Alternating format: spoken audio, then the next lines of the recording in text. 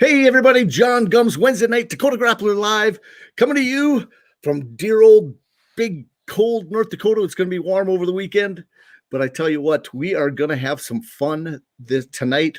Got a special guest coming on later, Mark Manning. He is in the sauna right now with Jordan Burroughs. I don't know if he wants me to tell you that, but he's in Texas down at the Olympic trials, and I'm guessing his number one priority is Jordan Burroughs first. But we are going to talk some trials and things for the Olympic trials. It's going to be huge this weekend. If you have a chance to catch them, I know NBC is going to have some.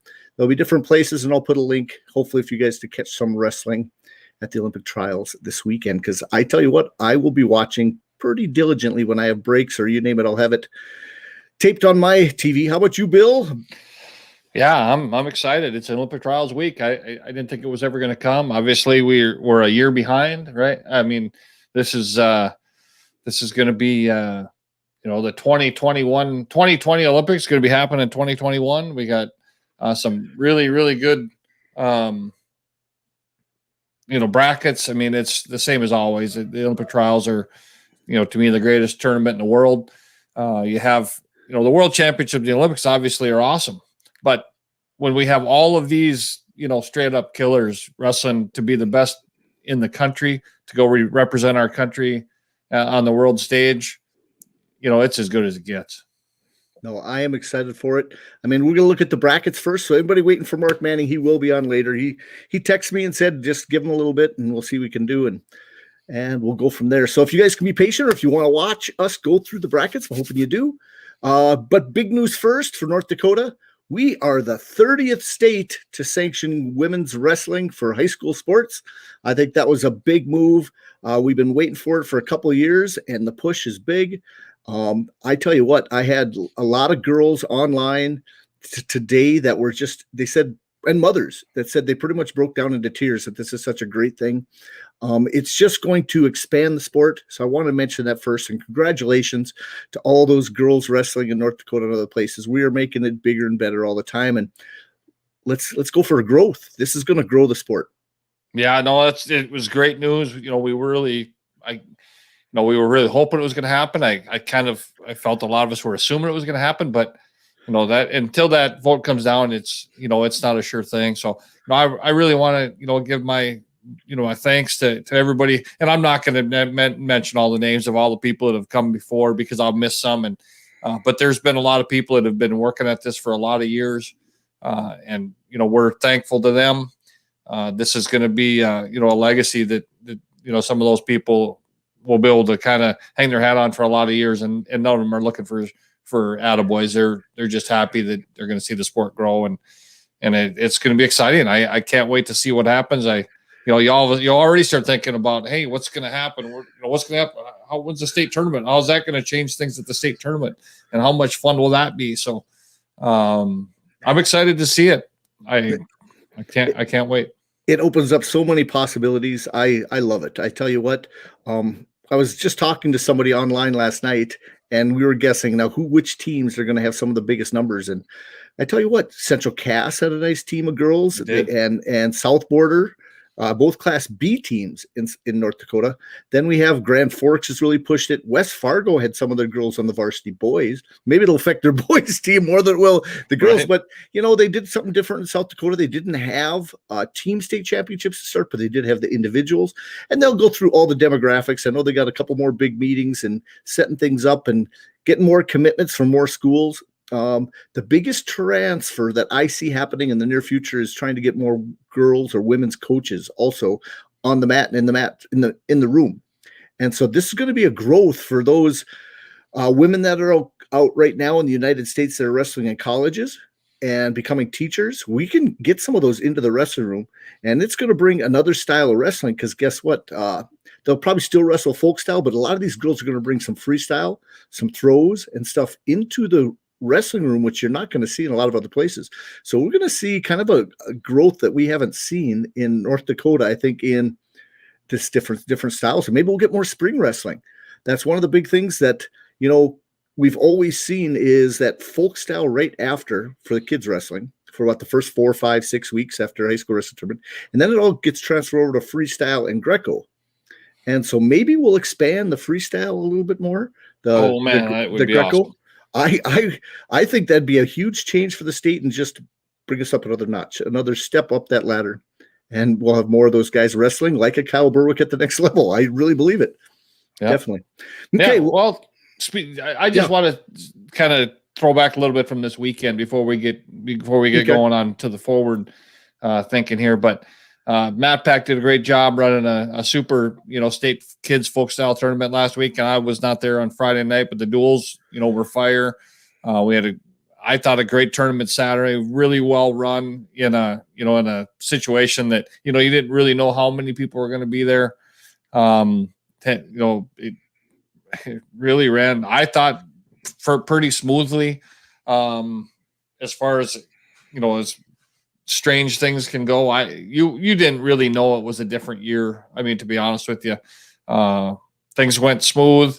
I thought the kids reffing did a great job. I thought the kids wrestling did a great job. That tournament sometimes is such a grind, but it got all done. And I think, we walked out of there by, it was 4 o'clock, 3:30, something like that. Of course, we had the last match in the tournament, so most everybody else was gone, but it was great. I appreciate Matt Pack for doing it. They did a great job. So hats off to them. Hats off to all the kids, parents, that have gone through the grind of that folk style season. And all I would ask is, keep them coming for freestyle. I think I wish our freestyle season was not 4 weeks long. That's all I would say. We kind of ran our first freestyle practice in Carrington last night. And of course we lost a lot of kids, but there's a lot of them still there. So, and more high school kids than we had early, that was good to see. No, I tell you what, I enjoyed the tournament. I thought it run very well. I want to give thumbs up to the Bison Wrestling Club out of Fargo.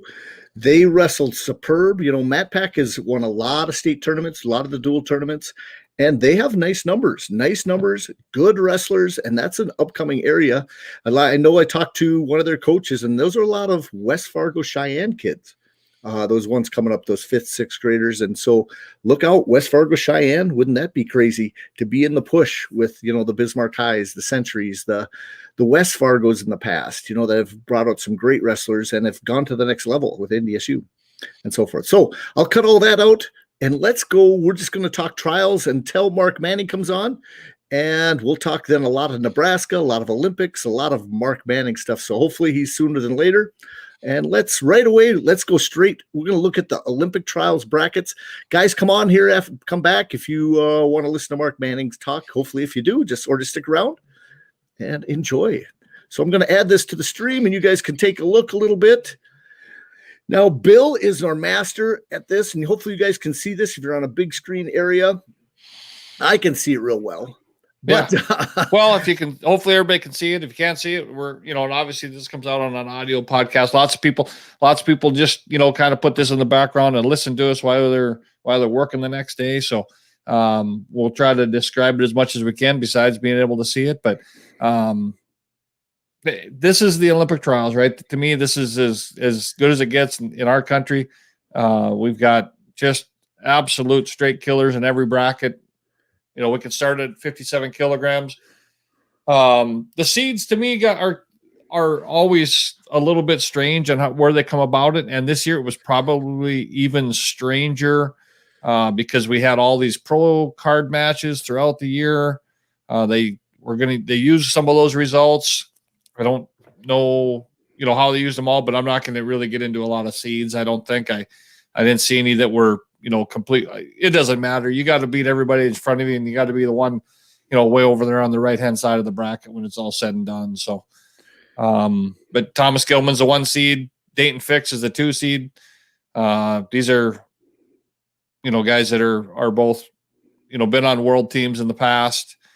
I guess the sad news is obviously Spencer Lee, we were all looking for him to get through the national tournament and then come to the Olympic trials and possibly on the Olympics. And, with 2 torn ACLs, he decided he better try to heal up. So, and granted, it's going to be tough to get through this bracket. on no ACLs. Well, tell me this: would have Fix had the 1 seed if he'd have won it, or is Gilman should have been the 1 seed the whole time? It's a pretty good question. I don't know why Gilman's the 1 seed the way it is. He lost in the last 2 months to, you got to be talking about the seeds. But in the last 2 months, he's lost to Seth Gross and to Zach Sanders, the 10 seed. So I don't know. How do you, I don't think they should, in what I would say is no, because I don't think they should take folk style results into these freestyle tournament seeds. You know, no more than I think they should take freestyle results into the folk style, into the NCAA Division I national tournament and try to seed it. I think they should use, and they do have a criteria. And I just, there was some people beat each other. The kind of the weird one is Dayton Fix has come off a suspension, hasn't wrestled a freestyle match since February of 2020. Right. So, and he's the 2 seed. Right. So if he's in the streets wrestling all year, what happens there? Does that change? To me, I actually thought there's a pretty good chance you would see someone like Nick Soriano, who just won a bracket at the Mateo Pelican. I think that's the one he was at. It was one of those 2 overseas tournaments that he won a bracket that Thomas Gilman and Vito Araju were both in. Yeah. Oh, no. Did he win the bracket? Yeah. Yeah, he won the bracket. He won the bracket. And the guy he beat Araju, who's the seated ahead of him here, and he beat a guy that beat Gilman. So I don't know. Now you got me talking about seeds. But, well, we won't get into the seeds huge, but you're right. I really think that this gives a person like a Seth Gross a great opportunity. Even though the first match for those two, Soriano and him, that is crazy. That's what we said. These are the hammers. And this our Wisconsin boy, training all the time with our Berwick, I want to root for him, but yet I love everybody in this bracket. It's hard, the fan. I have a hard time picking people in this one. I'm a big Seth Gross fan, but I'm going to look here. I think you have first round, right? That's Seth Gross, Nick Soriano got to wrestle the first round, and they're both national champs, NCAA national champs. It's just they're wrestling in the first round. Their first match. Now, what I will say, I think Seth Gross is huge for this weight class. Remember, this is 125.5 pounds. Oh boy, yeah. Seth Gross wrestled 133 in college, and that, and I thought he was he was a big 133 pounder. So the probably the biggest news for Seth Gross here is there is a first round bye. So you get to weigh in, you get some time go by, you get a little bit of time under your belt. That might be really good for Seth Gross. Mm-hmm. Now, Nick Soriano is really hard to score on. This could be one of those, very strange 1-to-1 type matches. Because Soriano takes about 1 shot a match. And if he's able to finish, then it's going to get tough on Gross. But if you don't finish on Gross pretty cleanly, you could give up a lot of points in a hurry. So I'm picking Gross, right? I'm picking Gross all the way to the final. That's partly with my heart and partly with my head. I don't think there's very many people in here you could go wrong with. I think Vito Araju coming out of the 3 is going to be really tough. Now the next one there's Joe Colon. That's a world bronze medalist, or maybe 5th. I think he was a bronze medalist, and he's a giant. I don't know how he makes 25 pounds. But once again, he's there. Gets a little bit of time off the scale. There's a bye in the first round. He could be the guy that comes out of that bottom side. Thomas L was a national champ. Zach Sanders looked great again. How do you not cheer for Zach Sanders? Minnesota kid, still just humping along, grinding, makes it, qualifies for the tournament. There's a lot of good fun stuff here. Oh, Sean Russell up there, gonna wrestle the 8th seed. He just looked awesome this last weekend at the last chance qualifier. So, yep, and then. Not to leave out Thomas Gilman, right? He's our reigning world team member. now training out of Nittany Lion Wrestling Club at Penn State. So, he's going to be coming and ready to go.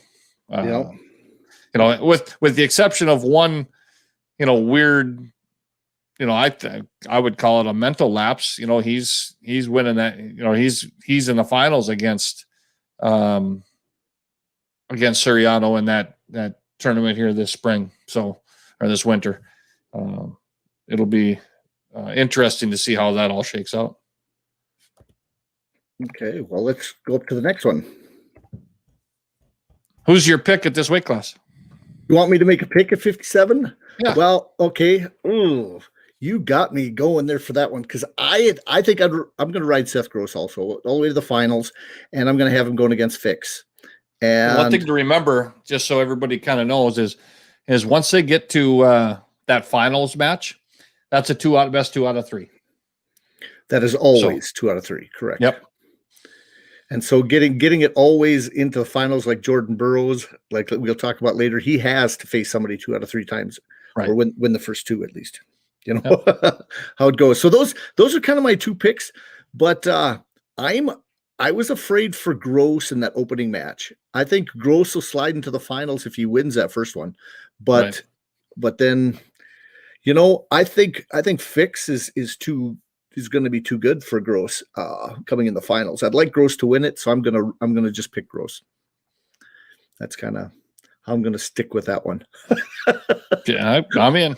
Okay, sounds good. Let's go. And you have the bracket, so let's. I got the brackets. Yeah, I do. Slide 65. 65 kilograms. Just an FYI, we have not medaled at this weight class in any Olympic or World Championship since, I don't know, 2002. I don't know, something like that. A really long time since, our current world team coach, Mike Zadek, was a wrestler. He was our last one that medaled at this weight class. And when you look at the weight class, and we've had great guys at this weight class, never could get it done at the World Championships or the Olympics. So in 2016, Frank Molinaro did take 5th. He was wrestled for a world medalist. And if we even go back to that tournament, I was there. Frank Molinaro was that bracket looked like this one, right? Just a bunch of just hammers. And here Frank Molinaro's out of retirement in here at the 7 seed. He was the 9 seed in 2016 and won the bracket. So that's the kind of stuff that can happen. Zane Rutherford's the 1 seed. Yanni Diakomahalis is the 2 seed. Jordan Oliver 3. Skinny James Green is the 4 seed. So, Of course, James Green is one guy I want to talk to Coach Manning about when we come on. I mean, James Green is, he's kind of what we would always say is a tweener, right? He's been a 70 kilogram guy. He went down to 65 in 2016, and he did not look real good. He feels really good from what I've heard, on some interviews with him. He feels really good about the weight cut this time. It's been way different for him. So, and I really think it comes down to those 4 guys, but everybody else in here I could see making the finals of this tournament. I mean, Nashon Garrett, Anthony Ashnault, 2 national champs. Joey McKenna, he's beat Yanni in the past. James Green, Jordan Oliver, Mitch McKee just, he could head pinch you and win every match in the world based on one move. And it's coming and you can't stop it. So I don't know if you saw what he did at the last chance qualifier, but he lost kind of an early round and came all the way back, won like 6 matches in a row to win the true second match. So good to see our Minnesota boy doing that.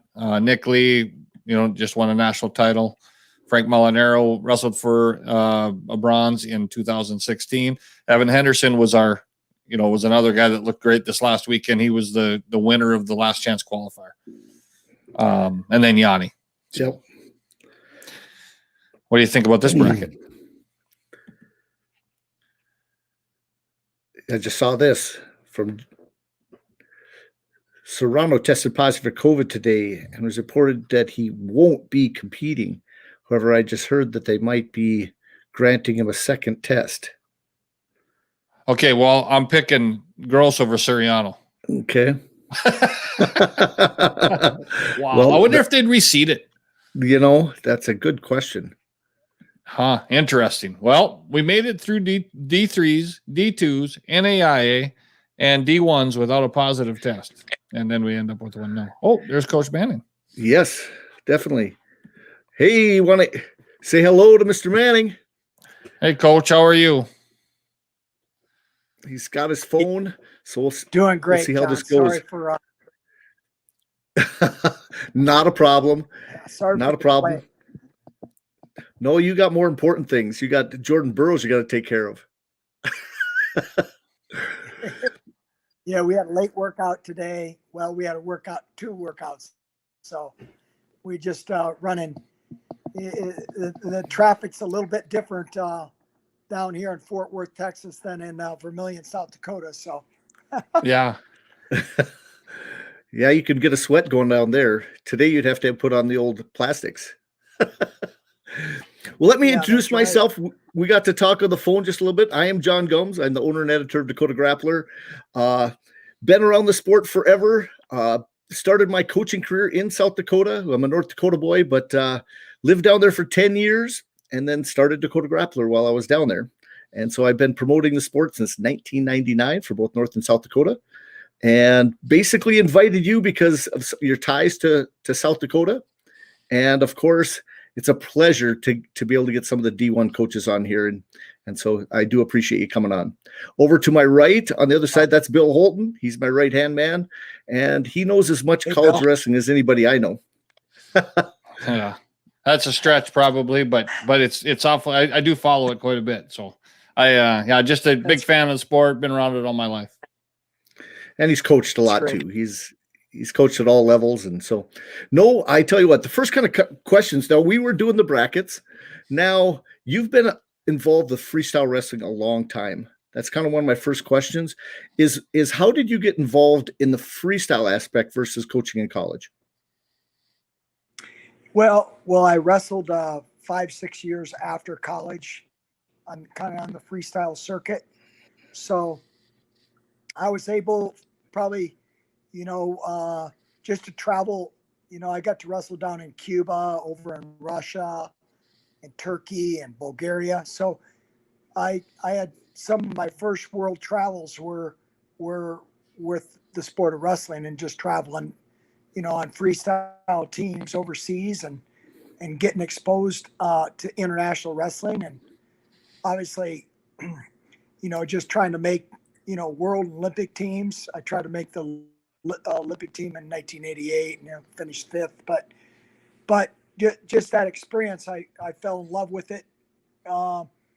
Just on that a grander level, I guess, obviously I loved it in high school and college, but I wanted to go on. I wanted to continue. I didn't feel I had peaked after college. So I wanted to continue to wrestle, and I wrestled up till about 31. And then I was coaching obviously after college and stuff. So yeah, just love the sport and engulfed myself in it.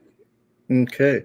Well, then I have a second question. I know Bill will probably have a ton of them, but I want to ask you kind of your upbringing in Vermilion is because I think I've met some of your family. I somewhere, I don't know if they're cousins, relatives, but going through there, I've sold ads and they end up talking about you quite a bit. And so it might be even a gas station. It's been a few years. You might even know who I'm talking about. And there's other people down there. Hazen By, real good friend. That's that area also. Tell us kind of some Vermilion aspects of your life. Tell me that. Well, I grew up on a farm, and I'm one of 11 children. So we're 6 boys and 5 girls. I'm number 10, and then my youngest brother Tim, who is a 3-time state champ too, went on to wrestle in college at Iowa State and Minnesota. So Tim is the youngest of our family. So yeah, there are a lot of Mannings in Vermilion and around Vermilion area. And so a lot of cousins. I had, the Lyles, Ted Lyle and Jeff Lyle and Dan Lyle all wrestled in Beersford. And so, just grew up wrestling. My older brothers wrestled. My oldest brother was a basketball player, probably a little smarter than us, but the rest of us all wrestled. My brother Tom and my brother Dan was third. He was third in the state his senior year, and really just started following those guys and just going to practice and loved it. And plus the sport kind of fit me. I was ornery and had it full of energy, and my teachers probably appreciated that I got in the sport. But it was great. And so just growing up on the farm, my dad was like the Vince Lombardi of farming, I would say. He was a hard-nosed World War II veteran.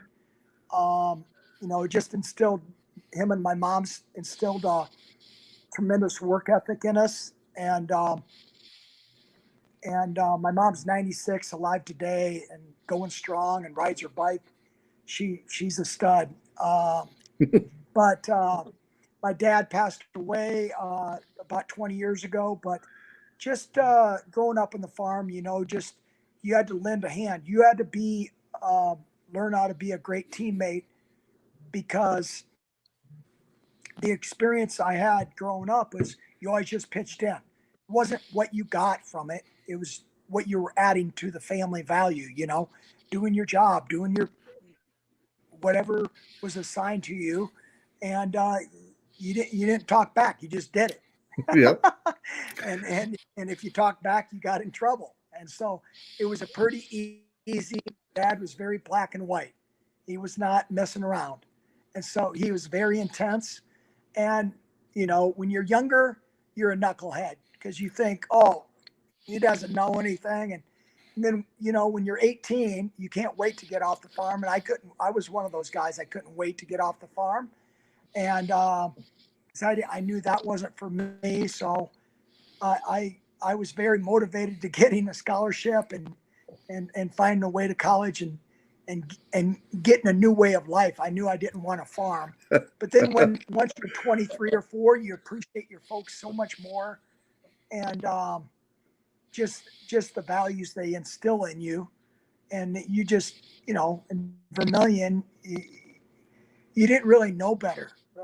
So my brother Tim and I just, and guys like Bob Hirsch, who was a good friend of mine, and Nick Carantinos, guys that went on to college that were older than me, it's just, you're not very worldly coming out of Vermilion, and you learn one way, here's authority, and you respect authority, and whatever they say goes. And so you're very not naive, but you're just not exposed to the way, people will lie and cheat to you, and they'll deceive you. And so I learned a lot of great values along the way and got burned somewhere early in college, but I figured it out. And I love my experience in Vermilion. I had two really high school coaches, Jerry Sleckaway, and then Jerry Sleckaway ended up moving to Pierre. And then I had Willie Seibel, were my two head coaches, and both tremendous men, both great coaches. They knew how to get us in shape. They maybe weren't, technicians per se, but they knew how to get people in shape, and they knew how to build relationships. They knew how to build trust. And that's what a lot of times younger coaches think it's all technique, but it's really about building trust in your athletes. And Jerry Sleckaway and Willie Seibel both knew how to do that. And they were great men. They had really good assistants around them. And Gary Culver, who is AD now, I still think at Vermilion, used to be a longtime football coach. And Gary was an assistant when I maybe my senior year. So around him a lot, and just had a great experience. We were state champions my junior year, and second, I think my sophomore year, and maybe in my senior year. But just a little town that we just overcame and believed in ourselves and had a great experience. It was a lot of fun. Had a lot of great moments and a lot of great memories and great friendships. Okay. How about some of your connections to some of the other South Dakota wrestlers, like the Shear brothers, going back from Mobridge? Did you get to know them? Oh yeah, that was Absolutely. So I got to know Jim and Bill just through freestyle, really wrestling in the summer. Um, Usually only a couple weeks I'd got you only had a few opportunities and you were hoping for rainy days so that my dad didn't have us out baling hay or walking bean fields. You say that walking bean fields now and kids, it's like a foreign subject, right? But Yeah. we had to walk bean fields and all that stuff. So, and the Shears grew up, kind of on the farm ranch too. And so their dad was tough on those guys too. And so we kind of got to know each other. And then we would travel to some freestyle tournaments in the summertime. And then the Fargo concept was held in Iowa City back then. So Okay.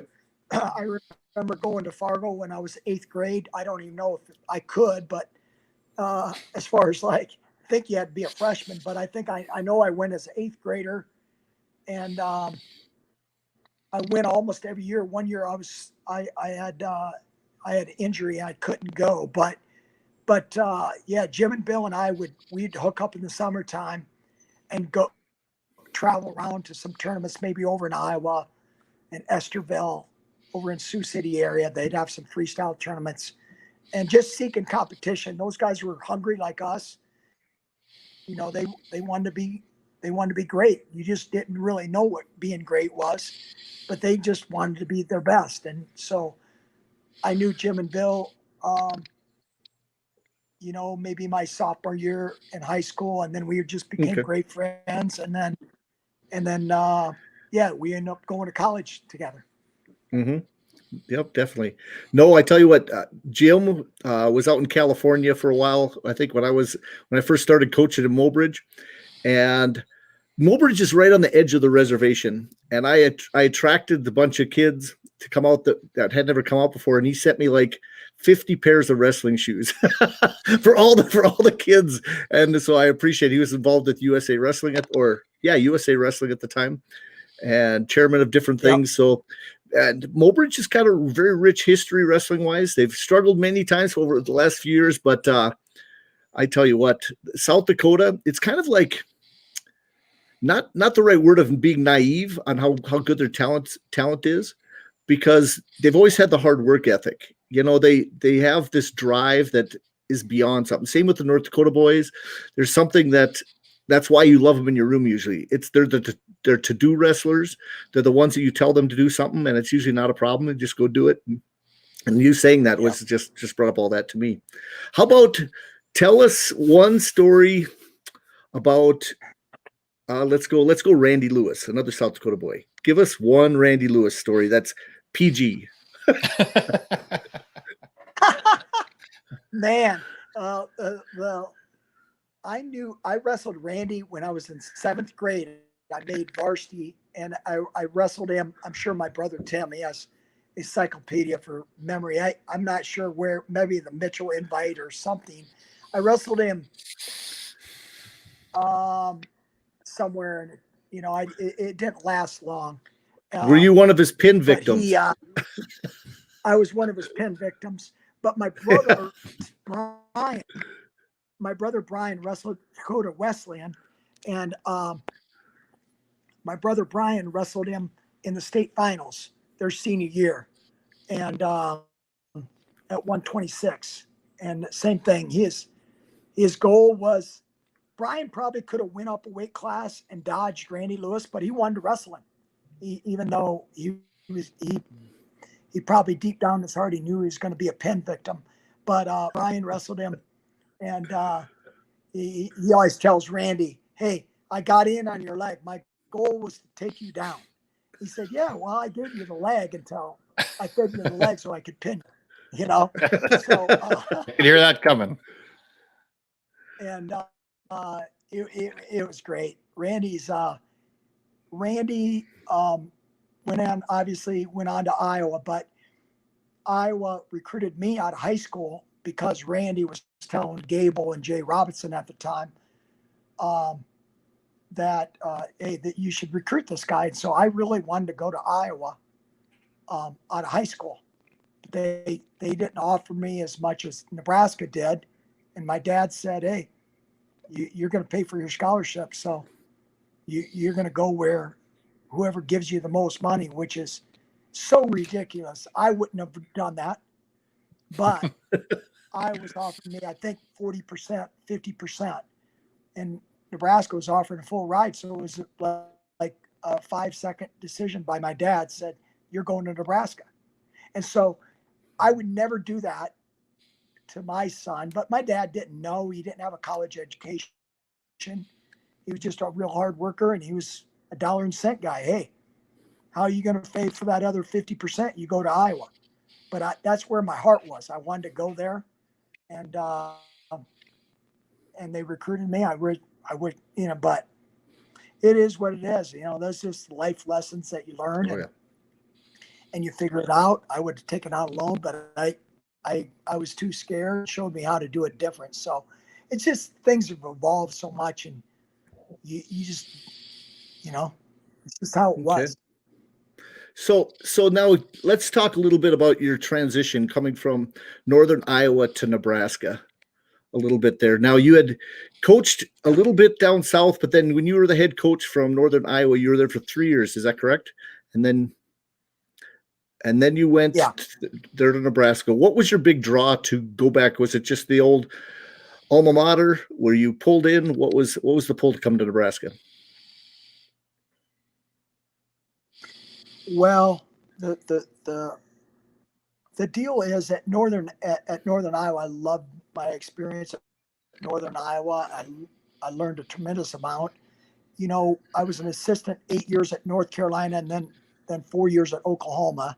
So I kind of knew what was going on at Nebraska because we recruited against them when I was at Oklahoma. And then I went to Northern Iowa, was recruiting against them. I kind of knew their program.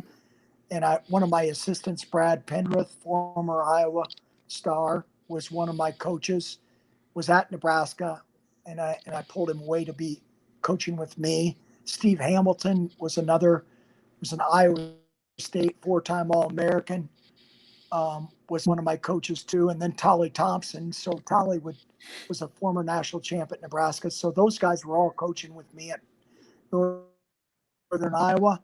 And I think in 3 years, we really changed the culture there. And the Nebraska thing was a thing where you usually don't get those big jobs because people are doing a great job. They were doing well, but I was on probation for 2 years. So I took over a troubled program, and I would say, it seemed like, hey, I can win a national title at Nebraska easier than I can at Northern Iowa. And so that's why I went. And so that's still the goal today. That goal hasn't changed. But when I went to Nebraska, it was really tough. My first year. It's just a lot of roadblocks, and a lot of people don't understand.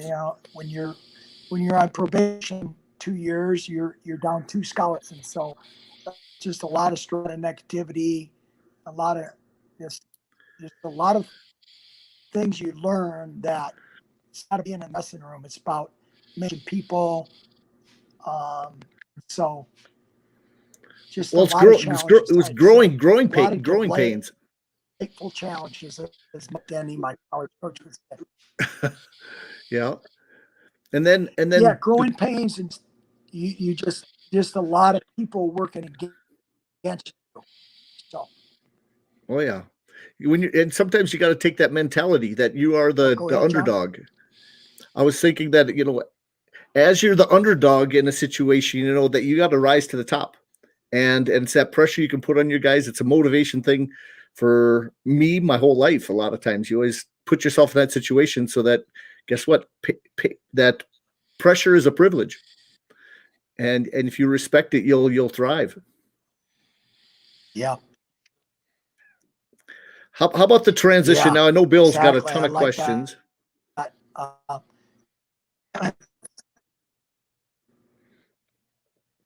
know we're cutting out a little bit, but Before I hog the rest, let's have Bill ask a couple questions. I got a couple more, but let's. Yeah. Hey, I want to go back a little bit further, Coach. And this is going to go back to some of your coaching style, I'm sure, and the things you learned as obviously you won 2 national titles at the University of Nebraska, Omaha for Coach Downey.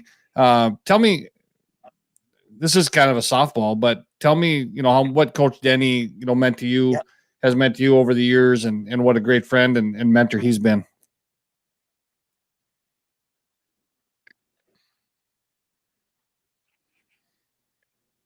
Yeah, it's great. I communicate with him every day. I get a text message from him every day, about 6:30 in the morning. Mike Denny means to me. He's inspiration, and someone who's just such a positive light in your life. And Mike had a great effect on me as a wrestler, and just as a person. Not not only from the effect of not just about wrestling, it's about life, about developing your whole being. And that's where what I learned about Mike, and that's what I take from him, is you develop people, their whole wrestler. Because if you just develop the wrestler and you don't develop, hey, you know what the other part of being a wrestler is, about being a student athlete. The student comes before the athlete, right? And then developing the whole person. What do they want to do after wrestling? What do they want to do when they're 25, 30? What kind of husband do you want to be? What kind of father do you want to be? And so it was really good because Mike always challenged his wrestlers from that standpoint. And I just remember, things he would say. You could touch people, by putting your arm around someone, or you can touch someone by the words you tell them, about being a positive light, or you could be negative, right? So you could touch them in a lot of different phases, and just how powerful being a leader and what leadership is really all about. And so Mike was a great man, and it was, and he's still a powerful force. And it's just a shame they dropped the program there, but Mike means a lot, and I take a lot of just coaching tips that he taught me what I do today.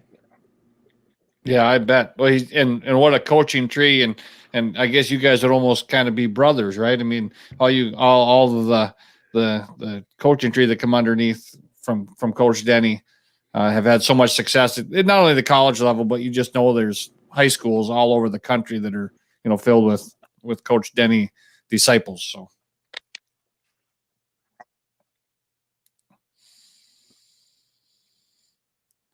Yeah, good man. Yep. So there's a lot of wrestlers you've had come through your room. I want to talk about one named Jordan, but the last name is Shear. He's one of our North Dakota boys, right? That came down, West Fargo kid, that 6-time state champ out of the state of North Dakota, and came down and had a career, with you in Nebraska. Give us a little insight on Jordan Shear.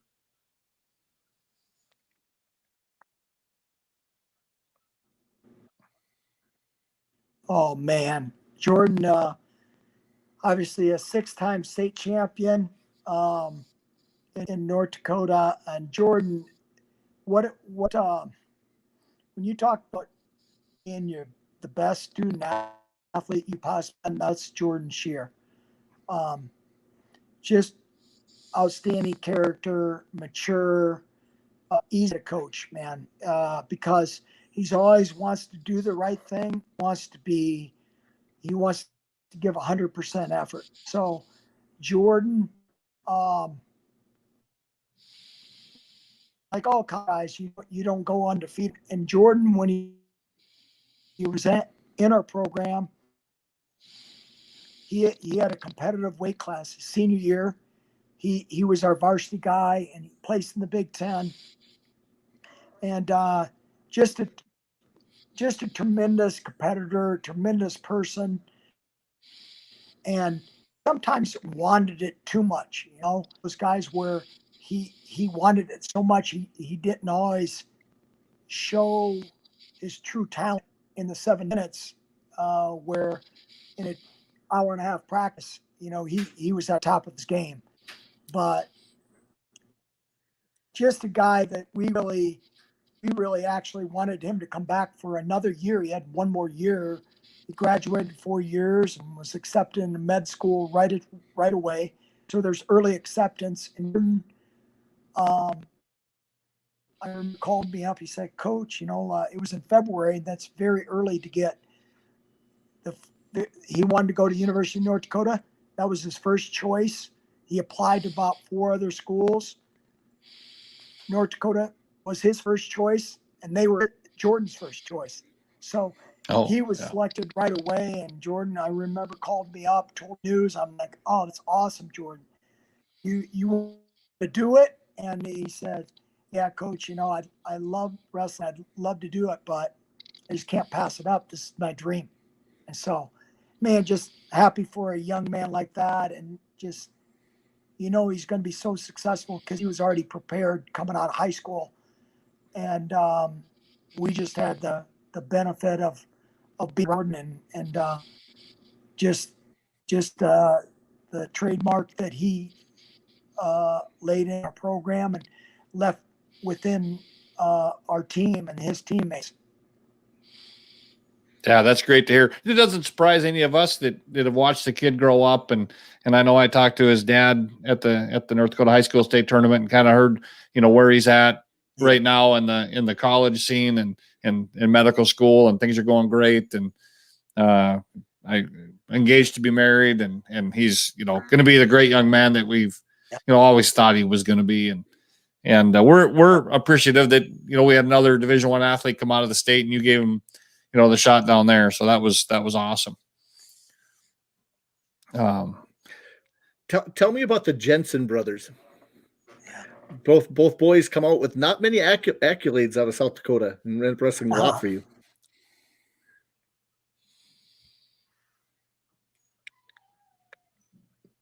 Yeah, Colin and David.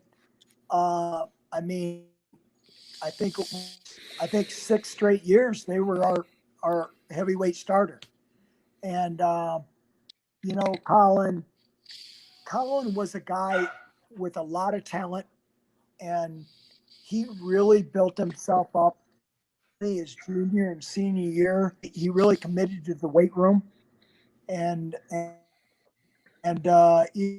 even senior year, going into his senior year, and he had some great wins, man. We're at the Big Ten wrestling. Sam Stoll from Iowa had beaten him in the duel, and Colin put it on him in the Big Ten that year, and I think he finished third that year maybe, and he had a great Big Ten tournament.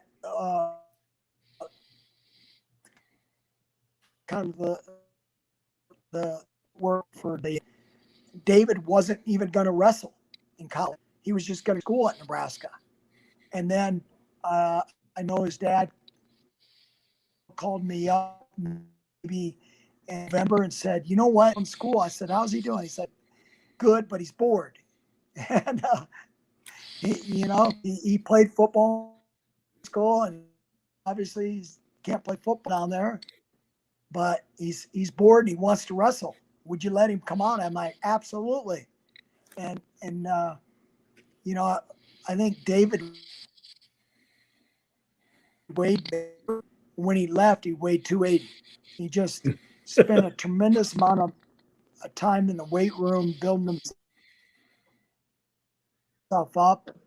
You know, in the Big Ten, it's no joke being a heavyweight. You better be strong and big and athletic, and you know, you're wrestling guys, grown men there. And so both David and Colin, just awesome coach, you know, good leg hitters. David even more so than Colin. Kidded Colin about you, David would whoop your butt right now, Colin. So, and those guys were great, man. They were a lot of fun to coach, and just really hard workers, and they were raised right. Kyle and his wife did a great job raising those guys, and great values and just great people, man. That's what we look for when we recruit too. Not just great wrestlers, but what kind of family background and what who taught them what from when they're 1 year old to 18. Yep. Because when I'm 23, it's pretty hard to change what's already. Can't stand up about those two guys, though. Yeah. Well, I tell you what, no, I appreciate it. We have a lot of questions. I know we're breaking up quite a bit. So how about we, after the trials are over, get a hold of you again and have you on for a cameo. Appreciate all your time and all the other stuff. And we can definitely talk wrestling. Everybody appreciates you, everything you do. Yeah. You bring a great light to the program. I owe you guys that. I'm sorry. I No, you're piecing this together at the trial. So I do appreciate you taking the time, because it's any way possible, to promote the sport is what my goal has been. I appreciate you guys, and I love it.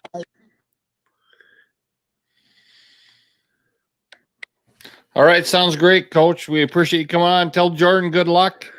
You guys have a great tournament. That's great, John, Bill. I appreciate you guys. Sorry for the miscom. It's all right. We'll hook up again. I'd love to visit with you guys more. Love giving back to South Dakota and North Dakota. We'll do it. We'll do it so much. Thank you so much. You have a great night. Appreciate it. Yeah. Okay. Yeah, bye. What you?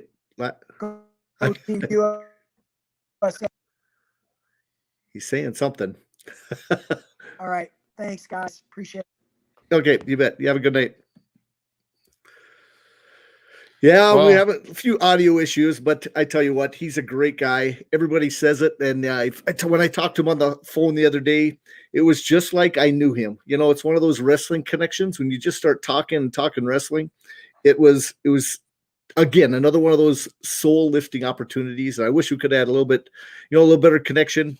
And we'll definitely have him on again, guys. Thank you for coming and watching that part. But we want to talk a little bit more of the brackets. We'll do that now and go back to that. I'll put it up on the screen, and we'll try to make it fast, because we're already at the hour point. Because I tell you what, after this weekend, I've got some other people that we can get on. In fact, I would like to get Mr. Manning on. In fact, I wouldn't mind him to pull Jordan Burroughs with him.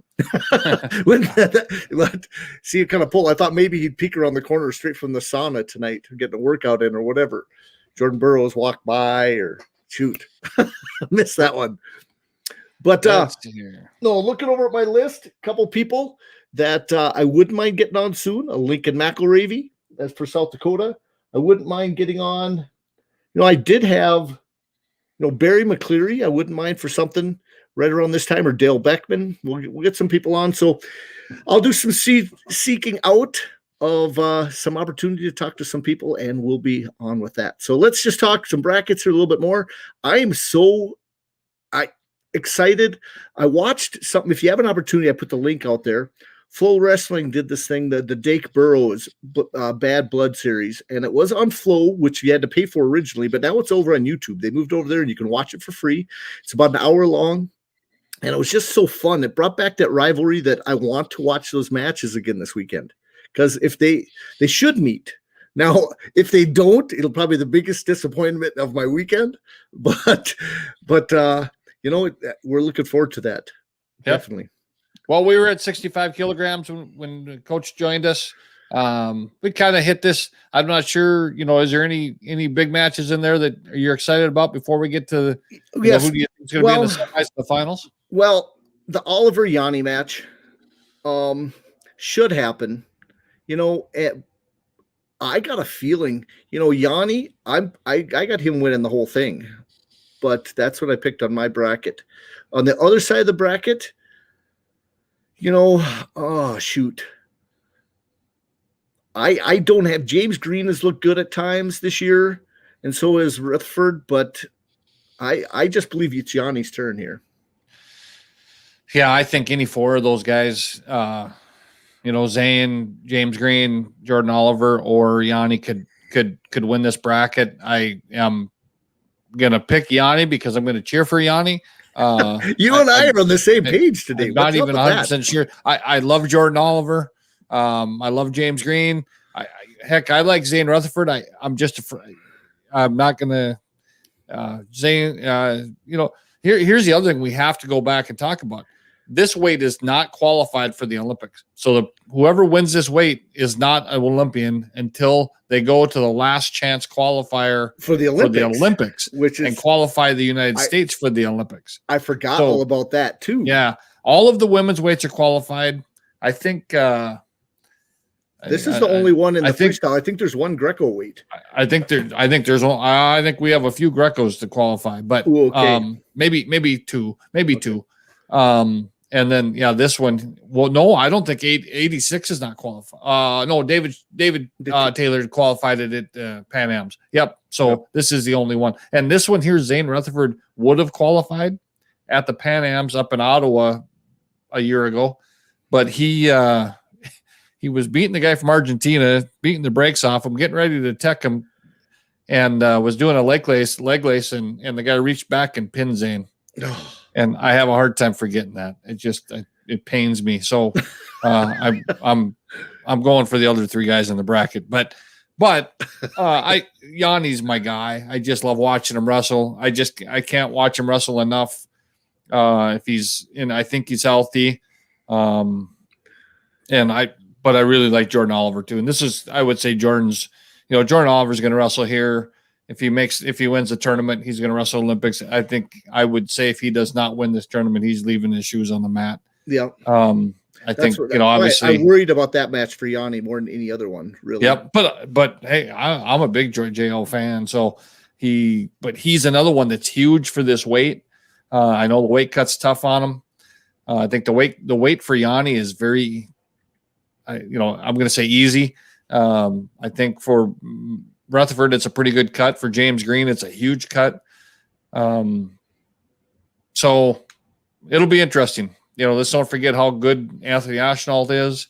There's a lot of good guys in the bracket. So our last Olympian at this weight is Frank Molinaro's in there. It'll be a great bracket. It'll probably be the most fun bracket. I don't know. I may say that 3 more times, but it'll be a really good bracket. And I can't watch. I want Yanni to make the finals because I wanted to watch him wrestle 2 or 3 matches there. So okay, well we'll look forward to that one. I'll be paying close attention. Yep. Let's go down to 74, where we have kind of like I said, the bracket that has kind of got me inspired this weekend is, of course, Dake, who has tried so many times to make the Olympic team now, and every time has had to run the gauntlet to get there. And so he still has to run the gauntlet because he's got the 2-3 here. He's got to face one of those two. So I'll explain something here. Not everyone may not catch this right off the bat. This bracket obviously looks different, but the one reason is if you are a returning world medalist at the next year's world team trials, or in this case, the Olympic trials, you have a bye to the finals. So all these other guys have to go through and wrestle what we would call the mini tournament, and then the winner of that wrestles 2 out of 3 in the finals. Okay. Right.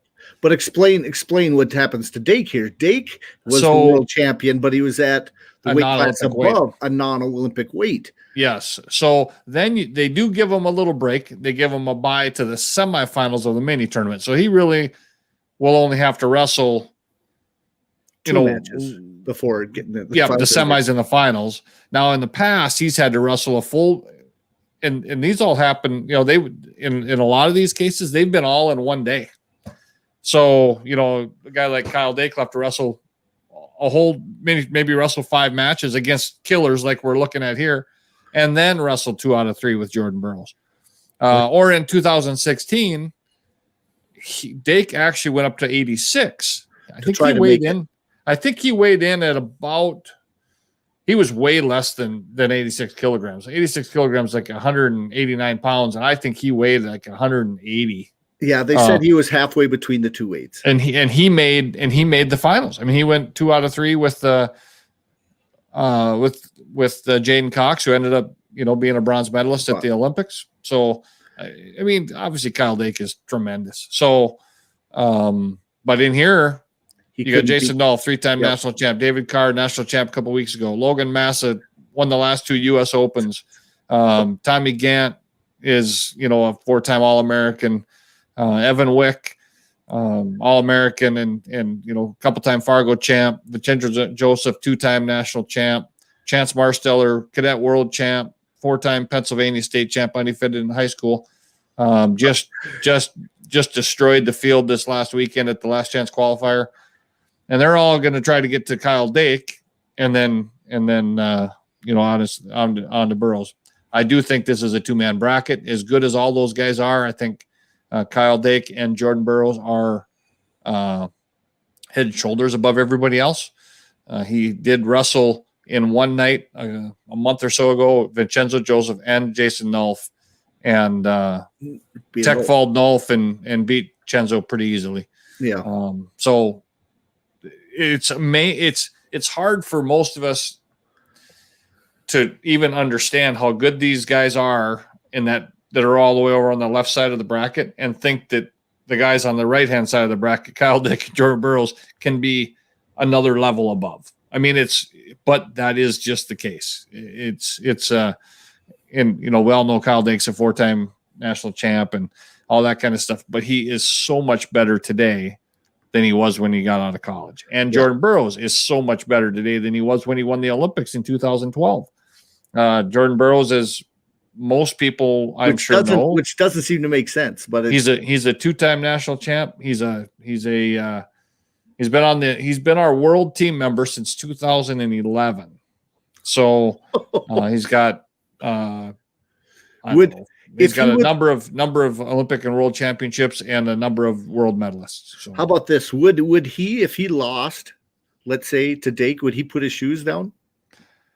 He says no, but he also says he's not losing, right? So now, of course, this is something I wanted to talk to Coach Manning about, just to hear his perspective. But Jordan Burroughs is after the Olympics this year, or maybe prior to that, if he doesn't make the Olympic team, he's leaving Nebraska and going to the Penn RTC in Philadelphia.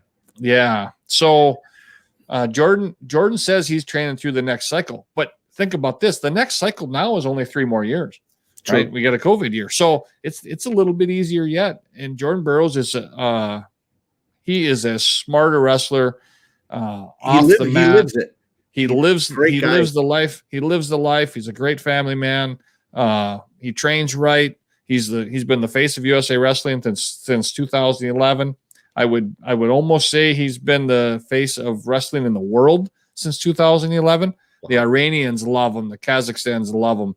I mean, everybody around the world except for probably the Russians love him. And so he's just great for the sport. And I'm obviously a big fan, and we're big fans here in the state. He's come to Bismarck Century, and his Gorillas had him in for a camp. And I know Century's been down to a couple of team camps at Nebraska, and he's obviously been around there some. So, we are really blessed in this last 10 years to have watched, one of the greatest we've ever had in the United States. So, he's hungry, right? He did not have a good Olympics in 2016. He talks about that too in several different interviews. Yeah, on how leaving the plane, talking to one of the women wrestlers. Oh, and the story goes kind of where he was so disappointed that this just sucks. She asked, "What does it feel like not to medal, and not bring something home?" And he goes, just drove him to another level of training, because he knows he must have did something wrong in that sense. Yep. And he blamed only himself. So we got Jordan Burroughs and Kyle Dake, I believe, are going to be our 2 finalists. They're going to wrestle 2 out of 3. And John, you're going to pick the winner. That's you're going to. I so think that it's Dake's turn, and it's just for the fact that Jordan is 8 years older than Dake. Is that what it is? Something? No, he's only less than 3 years older. Is that all it is? Yeah. Man, because you know what? He's been around so long. You'd think that I watched Dake win a national championship. So that wasn't that long ago, it seems like. But, I just feel that, the underdog that Dake has been, even though Jordan has kind of ruled, and it's probably going to be 50-50. Every time you talk to somebody, 50% of the people will be saying Dake, 50% of the people say Burrows.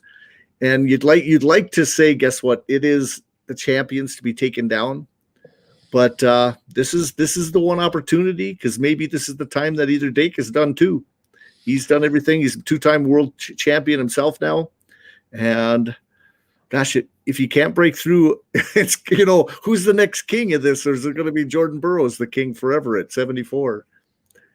And, I thought maybe he could move up to 86 this year, might be the opportunity, but he's just not big enough. No, he's not big enough. No, and that's the biggest problem there, because even if he was the Olympian and not big enough, he'd get destroyed at the Olympics, maybe, and I'd hate that to happen, even probably more than losing at 74. Well, I think he's the best guy in the world at 79. I mean, he goes unscored upon at the World Championships, and I'm not saying he couldn't win it at 86, but he's just not big enough. I mean, he could, even if, and we're going to talk about 86 in a minute, but I think if he wins the 86 bracket, he could surely win a medal, if not the gold at 86. He's just that big and powerful and fast. I mean, he is underestimated for how fast that Kyle Dake is. He will, his balance, and he'll do things like wrestle on a knee, because you can't, if you stand in front of Jordan Burroughs for 6 minutes, he's going to get you sooner or later. And his sprint in the last 30 seconds of a period or the last 30 seconds of a match is unmatched. So you really have to not only be very, very good technically, very, very good physically, you have got to stay in there mentally, and have great tactics for 7 or 6 solid minutes. Well, going back to that movie I watched, or the documentary about going back to 2012, where he had an opportunity and he lost the first match, and then he got low singled starting the second, and then basically leg lace for 8 to start off the match. Right. Yeah. And it was done. And Dake had to come back and say, what the heck, and try to do something else. And there's just that mental aspect you just said. You have to stay in it mentally, or else you're done. And these guys are both obviously great on their feet. But one thing is Jordan Burroughs has got an absolute killer leg lace, and and Dake has a killer gut wrench. I mean, he can break your ribs with his gut wrench. So so often in freestyle, we get used to getting a guy, take down and 10 seconds, they'll be back on their feet. These guys get on their mat, pay attention. I mean, they get on top, and Kyle Dake's probably going to get a 4. He's probably going to get a 4. It'll be a chest wrap. Burrows will get stopped. He'll pull him up and throw him right over the top. It's going to happen. But you got to wrestle 2 out of 3 matches too. So. Well, the one that they showed also in that documentary is where he 4-pointed Burrows into the scores table. Yep, absolutely. Yeah, definitely. And believe it, confidence is very, very important in this sport, and it's very important at that level. And they both have a ton of it. And Kyle Dake is, he truly believes he gets younger every day. So it'll be. Let's go up to 86. Yep. 86 kilograms. Number 1 seed is David Taylor. David Taylor's a world champion. The reason there is no returning medalist at this weight class is David Taylor got hurt in 2019 and did not wrestle in the world. That's kind of making some assumptions, right? But he was our best guy. He was the best guy in the world in 2018. 2019, he came back, tore his knee up, ACL injury at the Beat the Streets meet, a month or so before the World Team Trials.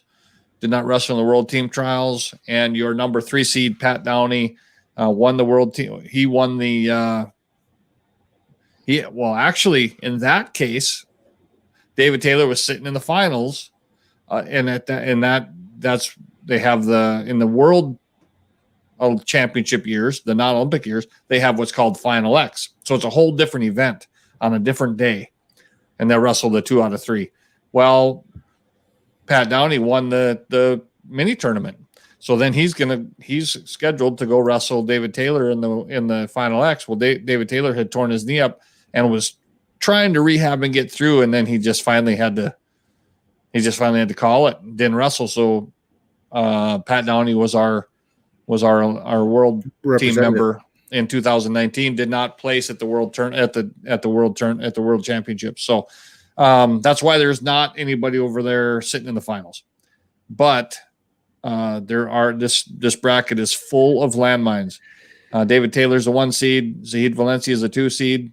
Zahid just came off, I think, at the Pelicone, just destroyed everybody in the tournament, including Mark Hall in the finals. Looked like $1 million. So I really think that he could give David Taylor a real match if that's who meets up in the finals. I do pick David Taylor, but the other guys in this bracket, Gabe Dean just had a really good match with Taylor a couple months ago. He was, a whisker for winning the match, to be honest with you. Bo Nickel. He's your 6 seed. Landmine. I do not understand why Pat Downey got the 3 seed in this bracket. It makes no sense. Hasn't wrestled he wrestled, over at the Mateo Pelicone and ended up going 0-2. And I don't understand. He had, and before that, he had a suspension. I don't know why he's the 3 seed, but in this case, to me, Bo Nickel's kind of the 3 seed. Falls into that spot where he should be the 3. Yeah. Right. Yeah. So, but then you got 2 guys, Bo Nickel and Carter Strachey, who Strachey's a freshman national champion that we just saw a couple weeks ago, looked like $1 million. But I think that's Bo Nickel's match. He's going to big brother him. But it's not freestyle. He's been wrestling, Carter Strachey. Yeah. But he's really good at freestyle. He wrestled a few of those events before, COVID pro card type events. And that's why I thought, early in the year, I'm like, oh my God, this guy, and those were all freestyle. I'm like, oh, he's going to kill everybody. Well, it turned out in the end, I was right. He did win the national title, yeah. But he looked a little shakier early. See, I underestimated how good he'd be in that bracket. Now you watched him in some of those other matches before, yeah. and you kind of gave me the heads up, and I kept it denying inside me going, oh man, can he be right? Yeah, and you were on that one. Yeah. But Aaron Brooks just won a national title at 184 pounds. He's obviously very good. I would say freestyle is his best style. Nate Jackson has wrestled, I would say, more than any man on the planet in the last 12 months. And just keeps going. He wrestled any weight. He wrestled people weigh 210 pounds or people weigh 186 pounds. It don't matter to him. So, he's tough. He's just tough. Mm-hmm. But I do think this is a Taylor Valencia final. And if that's, I'm picking Taylor. I think Taylor wins the Olympics. I think he's just that good. And he's healthy, I believe, mm-hmm. as far as I know. And I'm, obviously we kind of got our note there from Coach Makovsky right at the last minute about the Soriano situation. I sure hope we don't have many more of those. 97 kilograms. Moore and Zoomer. Well, we got Kyle Snyder sitting in the finals as a returning world medalist. Kyle Snyder's a world champion. He's an Olympic champion. He is Captain America. Yeah, he and he was our very youngest Olympic champion, in the history of the United States. And this is one of those spots where we had a world champ, two-time world champ, moving up from 92 kilograms, a non-Olympic weight. And that's Jaden Cox. He was a world champ at 92 kilograms. You see, sits there in a bye in the semifinals. There's some exciting matches here. Braxton Amos, I don't know if you remember, but when we had Kyle Berwick on, I mentioned Braxton Amos probably a dozen times. I think he is going to be one of our superstars coming up in the sport. And all he did last weekend as a college freshman is go to the last chance qualifier and qualify for the Olympic trials in freestyle and Greco the same weekend. One day and then the next day. The guy is an absolute freak. Now he's going to wrestle, in this bracket. He's the 9 seed, and he's probably the ninth best wrestler. I mean, that's how wild it is. But Colin Moore, our one guy that didn't get a chance to win a national title last year, he's really good in freestyle. His leg attacks are great. He's got a really good kind of a dump. Gets a lot of points, gets a lot of exposures off that. I think he comes out of the top side, but Kyvan Gadsden's in there. Kyvan Gadsden's really the last time that those two, I think that he hasn't beat him. Colin Moore beat Kyvan Gadsden the last time they wrestled. Before that, it was a Gadsden win. Down on the very, very bottom, our number 2 seed, Hayden Zilmer, Jack Pine Savage from NDSU. Been one of the top guys in the freestyle and Greco both since he come out of high school. I'm a huge Hayden Zilmer fan, and he's gonna, I don't know what's gonna happen. I think he's gonna make his way to Jaden Cox, but you got Mike Machiavello, who's a national champ from North Carolina State, gonna wrestle AJ Ferrari, Mr. Fast Twitch, that just won a national title, true freshman. Throw out the first pitch for baseball. Did you just see that? We should have that video. That was unbelievable. It was awesome. I mean, I know you're a baseball guy and probably an absolute purist, but here's a guy that's a true freshman, wins a national title, throws the first pitch, and then rips off his shirt and flexes in front of the visiting team's bench. And pretty wild. But he's great. I mean, he could do all kinds of stuff in this bracket. But, let's be just clear, right? Jaden Cox is maybe the best wrestler in the world at any weight. And he is going to end up in the finals here against Kyle Snyder, and they're going to wrestle 2 out of 3. That is going to be, and I tell you what, there's going to be some, there might be some blood. I tell you what, that could be a battle and a half. Those two are so strong, and just Snyder, nobody scores on him, and Cox is so aggressive where he starts going, he's going to cause some damage. And Cox is really hard to score on. And he'll sweat about 70 pounds off in one match. He'll be the sweatiest guy in the whole tournament. Yeah. Oh, absolutely. But he's great for the sport. He's guy sings the national anthem, plays the guitar. He's a rock star. He's grew up in Missouri, wrestled for Missouri, won a couple national titles, won a couple world championships, got a bronze medal at the Olympics, and he had his choice, right? He could have gone down to 86 and wrestled Taylor, or he could have gone up to 97 and wrestled Snyder, and he made the move to go to the Olympic champion. Yep, he went up to 97. He actually is training out of Ohio State now at the Ohio State Regional Training Center. Kyle Snyder has moved from the Ohio Regional Training Center to Penn State at the Nittany Lion Regional Training Center. So it's going to be a great match. I mean, I think either one. To me, I'm going to pick Jaden Cox. I want Jaden Cox to win. I want Jaden Cox to go on and wrestle Sadulayev from Russia in the finals at the Olympics. Now you got to hope that they're on the opposite sides of the bracket, because they don't always do that. That's just a random draw at the Olympics. So they could wrestle in the first round, but Rashid Sadulayev is, if you were going to say who's the best wrestler on the planet, it's either Jaden Cox or Sadulayev. Sadulayev pinned Kyle Snyder the last time they wrestled. So it's crazy. Yeah. Fun. Yep. Oh, yeah. So 125 kilograms, heavyweight, the big boys. Nick Wisdowski is our number one seed. The reason Nick Wisdowski is the number one seed is because he qualified this weight for the Olympics. So that's why he's going to sit there in the number one spot.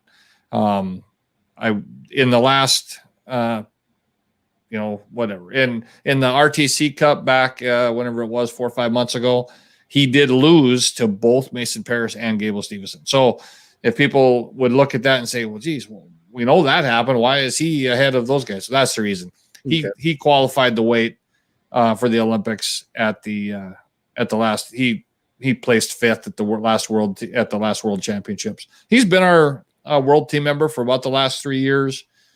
And Gwiz is really good. He's really athletic. He's big. He's strong. He's technically really good. But I kind of think that those two guys on the bottom have maybe passed him by. There's not a lot of stuff I see on the top that excites me. I think Gwiz is going to be the guy in the finals. We've seen Tony Nelson and Don Bradley wrestle really a lot of times. So that's not something. I mean, it's a great match, but I've seen it so many times it doesn't really excite me that much.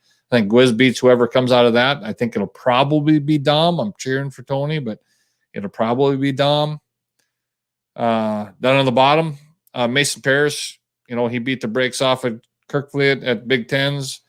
I kind of assume he'll do it again, but the one thing about Kirk, he's a freestyle net world champion. I don't think he was in the wrestling room until about 2 weeks before Big Tens. So he come out, he was in the week before. So they had they dueled Maryland. He wrestled two guys from Maryland in one night. Beat them both, of course. But I think that was his first week in the room. So we're another, 2 weeks past the national championships. We'll see maybe a little bit different Greg Kirkfleet. I do think Mason Parris still gets that. I just wouldn't look past him. I think he's that's the guy we're going to talk about for the next 5 years. He's going to win national titles, and he's going to win probably going to win world championships at this weight class in his career. He's just a young kid. Is Gable the man just to be beat? Do I have to go back and show you the video? Where is it? I'm going to show you the video. You ever seen Gable do a backflip? Yeah, of course. I don't know. I don't think anybody touches him. I think Tanner Hall, is a great big guy. This is probably his third Olympic trial. He's gonna blow through Tanner Hall. He has shown us what he can do to Mason Parris. I think he tech falls him, and then him and Gwiz are gonna have a battle 2 out of 3 in the finals, and I'm all for that. That'll be a lot of fun. I think Gable wins. I think Gable wins it. His history in Fargo? Gable's history in Fargo? Gable didn't wrestle in Fargo a lot because he was wrestling at the World Championships. So I think he won maybe one Fargo title. I wonder if he didn't come a lot of times because he was wrestling the cadet world championships, which would go like the week before, a lot of times before that Fargo tournament. Maybe he might have won it one time as a cadet. He was, Metz was winning in Greco, and Gable was, and Cassiope for Iowa, and Cassiope, actually Mason Parris only wrestled Fargo is after his senior year. Okay. He was not a year-round wrestler ever until after his senior year. He was an all-state football player, shot put track guy. So in the summer he's getting ready for football and he wasn't wrestling. And then he, once he decided he was going to he was going to wrestle in college instead of play football, Mason Parris started wrestling in the summer, and he lost to Cassiope really handedly in the Fargo final. I remember it very well. And then now you see what he does to Cassiope. So I think he's still, and Mason Parris won a junior world championship a couple of years ago. Probably about his, he probably wrestled about 7 freestyle matches in his career at that time. Okay. Won a world championship. But I think Gable blows through the bracket up to he gets to Gwiz, and and then I think he beats Gwiz. I can't imagine it even going 3 matches, but maybe it will. I hope it does. More Gable's better. Here's one thing I'm going to say, and I could say this at about a lot of weights, and I think Gable is what we've seen out of Gable this year is what I like to. I always say that when someone's really good at wrestling, I want to see him wrestle more, right? Within the match, right? Those are not, just like Randy Lewis talked about, go out just wrestling, just scoring 15, 20 points, whatever it takes. Because even if you give up some points, it's all going to come out in the wash. The guy that's really good at wrestling should wrestle a lot more. They should just create more action, get more stuff done. And that's what Gable looked like all this season. Right. And it got him, the Hodge Trophy, I guess. Yeah. Co-Hodge Trophy winner, yes. Yeah. Okay, which bracket we want to look at next? Let's zip through that. Women's. Yep, let's look at women's. We'll leave Greco out. I'm sorry, Greco fans, but I'm leaving Greco out tonight. So I guess what we should say, there is 6 weight classes in men's, 6 weight classes in women's freestyle, 6 weight classes in Greco, in case people didn't know that going in. So here, 50 kilograms is the smallest weight. Explain to everybody what happens at every weight class here for the women. In every weight class, there is someone sitting in the finals waiting to wrestle the winner of the mini tournament. Because in 2019, we placed at all 6 weight classes. So at the World Championships, we had a great tournament. We had a great team. There is some really high level talent sitting in the finals, and there is some really good talent, coming through. In this weight class, Sarah Hildebrandt is sitting in the finals. I think she's the class of the weight class. But when we look down here, Erin Golston is really good at the 5 seed. Victoria Anthony, the 3 seed, is really good. Alyssa Lampe is really good. There's a couple other here's girl Emily Shilson. She's very young. Augustana wrestler, a Minnesota girl, has wrestled a lot this kind of COVID season, but she's going to be our world team member someday. Well, I don't think she's going to be there yet because I don't think she can beat Sarah. Probably can't beat Vicky. And we got to see Nina wrestle. Pham. Correct. We did get to cut that one. Yep. There's Nina Pham is awesome. I mean, boy, but I think we're going to see her hit someone like Alyssa Lampe. We're going to see what that next level is, like we were talking about on the men's. We're going to see the same thing here. Right. But Amy Fernside, really good. That's, Aaron. So there's going to be some great matches in here. I think it's going to come down to, Whitney Condor's a 1 seed. I guess I kind of skipped by her because she was not in that first round. And she's, obviously very talented. So, I don't know who's going to come out of this. I think it's probably going to be Whitney Condor, and I think maybe Vicky Anthony might win that. And I'm gonna Condor's really tough. She's real physical. I'm gonna call Condor coming out of this to wrestle Sarah Hildebrandt in the finals with Sarah winning it. Okay. 53 kilograms, Zakar Winchester. Might be my favorite wrestler in the tournament. She's really exciting. She's fun to watch. She scored. Yeah, she's and great personality, just a lot of fun. Loves the sport, and we're gonna find that here in a lot of these weight classes. I'll probably say the same thing. Catherine Shy, the 3 seed, kind of a veteran, very, very talented. We got a mess up here in the bracket. That's a Lampy. That's from the last bracket, but Right. Ariana Velasqueza, pretty good there. South Dakota girl, Rana Heaton. Rana Heaton, number 5 seed. I really like Rana. She's looking better all the time. She's wrestled a lot in the offseason, training out of Wisconsin. She's really become a great scrambler, freestyle type scrambler. My favorite in the bracket here, number 8 seed, Peyton Prusen. So Prusen from Las Vegas. She was our national champion at the NAI women's tournament here in Jamestown. And she high fisted you. She did. Yep. She's really talented. I mean, she's good. And Dominic Parrish is the 1 seed in this bracket. I'm gonna guess that we're gonna probably I don't Winchester Paris, probably. Yeah, I think so. I think Winchester wins it and has a good chance to medal at the Olympics. Now, remember when we interviewed Terry and stuff, talking about taking these girls out of the country and checking what they have, and kind of what he said, that this is one of those years where they kind of missed one of those steps, where they get to train. So, he's got to do a little bit, but they've been successful wherever they go. His team has been, the ones that could wrestle have been doing unbelievable things out of the country. So, right. Well, here we go. We got the one sitting in the best of 3 finals is Helen Maroulis. Helen Maroulis is actually our Olympic gold medalist from 2016 at this weight class. And if Helen is healthy, she's the best wrestler in the world.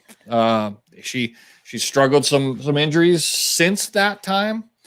It's no secret. It's concussion issues, and I'm hoping that she's 100% healthy. And if she is, she's going to go back to the Olympics. But there are a handful in here that are very, very good and are going to be looking for that spot. Jenna Burkett, the number 1 seed, is, and Allie Reagan, the number 2 seed, I think are both former world team members.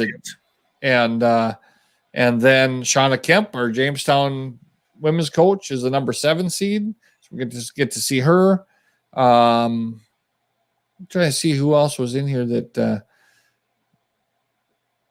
Abby Nettie there. Yep, good. But I think you're going to see Allie Reagan and Jenna Burkett wrestle in the finals, and the winner of that's going to wrestle Helen. I'm going to probably say it's going to be Jenna and Helen in the finals. I would hope that we see the very best version of Helen, and she's going to win, and then she's going to go on to win another Olympic title. It was the greatest thing that's ever happened for the sport of women's wrestling in the United States when she won it, and she's the women's version of Jordan Burroughs.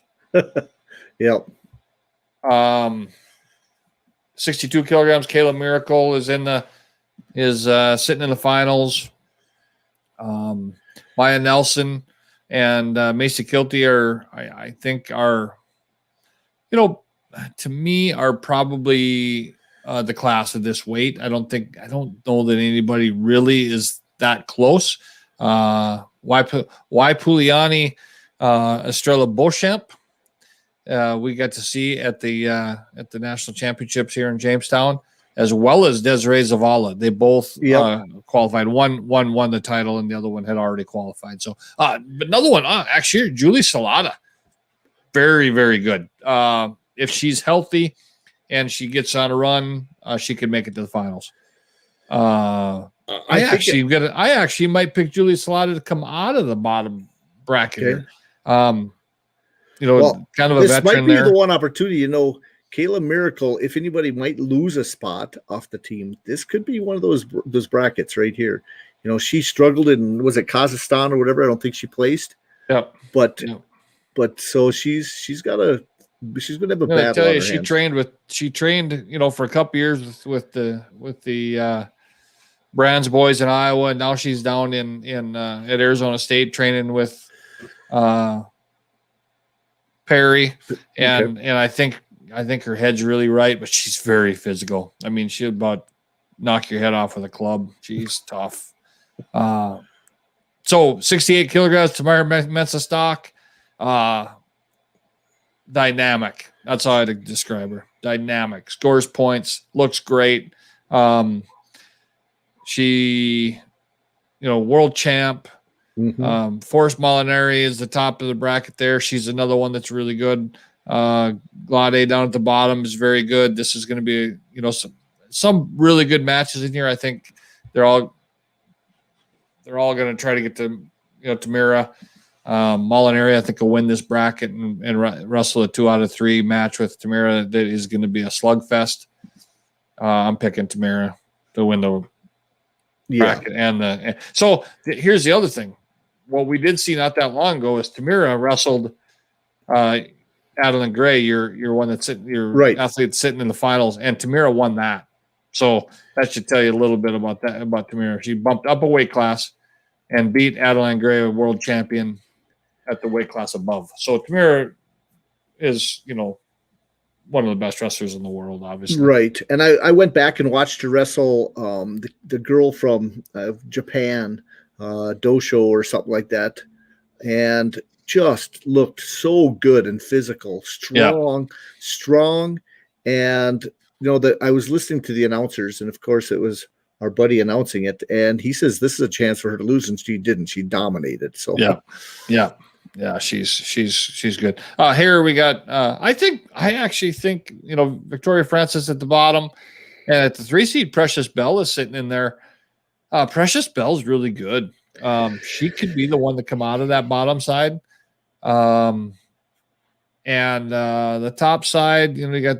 I think Guilford comes out of there. I don't think anybody else is really going to challenge her. And then, I think I'm going to say Precious Bell probably wins this bracket. I like that. But Adeline Gray is going to win the tournament. So, well, that's the women's. But we have some really good wrestling, men's and women's. There's going to be some great Greco matches. But I'm not breaking down all the Greco brackets. No. We'll be good. I tell you what, because that'll be on the pay channel. Yeah. Pay to watch it. Yeah, definitely. No, I get a kick out of, some of the comments I get during the week, and I got a couple saying, is there any chance that you guys would be doing the state freestyle and get that on television? I said, well, track wrestling has got their little thing in. They actually asked if we would broadcast for the freestyle. And I said, well, kids, when they get to high school, I'm hoping that we can do more and more for them at that level. Right. And the duels, I was, again, just a couple of weeks ago, Carrington went down, and we mentioned it just a little bit, but I wanted to thank them again for coming to Bismarck, facing Matt Pack, and taking on the challenge. And I watched a lot of the Carrington guys wrestle at the state folk style here, and there were several of them looked very good. And so, they had a pretty good tournament. We didn't have a tremendous. Hey, I guess you mentioned West Fargo Cheyenne winning. The Bison Wrestling Club. I told you too. They looked great on Saturday in the individual side too, but in the small school division, Kindred won the duels. So that's awesome too. It was great to see. They did give away team trophies on the individual tournament also. On the big school, in the large team division, Bison Wrestling Club got first, Matt Pack second. Small school, Kindred Carrington. Nope, South Border Carrington. Oh, South Border Carrington. Okay. Yep. So, good job to all those guys. Good job to everybody that did it. It was fun. We had some really fun kids, some really fun matches. Some kids that went through a grind. We had one kid, and I've already said his name before, but Landon Clifton, he was he's an 8 and under kid. I mean, he's just maybe 8 and under, right? He's a young guy, right? He wrestled, he's a second grader, I think. He wrestled in every one of Carrington's duels on Friday night. So both in the K through third grade and the older kids. He wrestled 8 matches on Friday night, and then he won a 30-man bracket on Saturday. He took first in that. But you saw him wrestle at the Matt Pack duel. Mm-hmm. His first match, he's like 64 pounds or whatever. Yep. And his first match there was against a 5th grader. And he doesn't care. I mean, he just kept going. He lost, and that happened. And his last match on Friday night was against a 6th grader. And he's a second grader. And I think he had a little meltdown Friday night. I think he had some fun. He has fun, but these kids they grow from those experiences, and he's fun to coach. He's fun to watch wrestle, and I got a kick because he's a stocky little second grader. Yeah. But for 60 some pounds, you have a 6th grader. They're pretty skinny. And I got a kick because he had a kid on his back at the duel, and he's on his toes, and he's got him in a half, and he looks over and kind of smiles and looks over and almost waves to the coach. He's talking. He went through almost was talking to the coaches at one point in one of the matches. Yep. And he listens, and it's fun. They're fun. So. No, and everybody else out there, here's another thing, and I'm kind of keep this not in the down low a little bit, but I know with USA Wrestling, really, we're doing messages back and forth. We really want to help out the girls programs, and I just want to congratulate them before you end the show here again for getting that going. If people are going to commit to, let's say, getting some girl stuff going, USA Wrestling, is going to have some opportunities. They have a little bit of money. And so if you're looking for some, make sure you contact USA Wrestling. And then we're talking high school. We're talking everybody that's, pushing the sport of wrestling. We want to make it grow. Jordan Shear's dad, in fact, is our treasurer, and he's done such a great job for USA Wrestling. We've got a little bit of a bank account, but feel free over the time. We're going to get criteria of what's going to happen. I'm going to let people know that, guess what? You don't have to go into this situation completely broke. We want people, if they're starting to get, commitment to making some fundraising, to get their own mats, to do different things, keep us in mind. No, I don't have all the answers. I'm just a small part of the USA Wrestling. I just want to help out. So that's just one more thing. Think about that. Get a hold of Mark Lardy and those things. He's the president of the USA Wrestling. We're there to help you guys, especially, as we get these programs going. We want them to get bigger, grow. Yep. And so my last words are, let's have fun, watch some more wrestling. We've got a few more. I'm going to get a few more talented coaches on there, and we'll talk some more. I'm hoping to get Mark Manning on here in the near future. I know he had some connection problems at times, but I appreciate him coming and talking to us on a busy week and stuff like that. Your last words, Bill?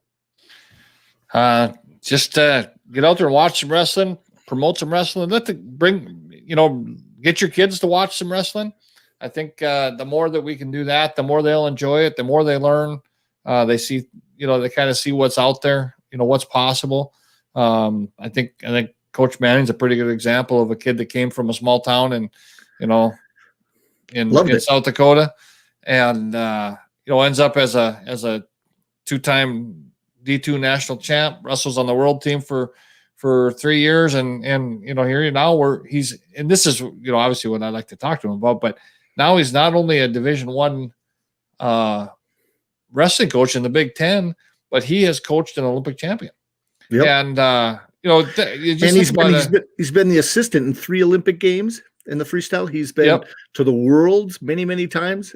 It's amazing. Travel the world. And we talked about James Green, here on this, and obviously James wrestled for Nebraska, also a 5-time world team member. I mean, how many guys have been on the world team for 5 times? Not very many. So, I mean, that's pretty cool. But those are the things that are possible within this sport, and it doesn't mean you don't have to be from, you don't have to be from Iowa City, and you don't have to be from Minneapolis, and you could be from, Stanley or Carrington, Hettinger.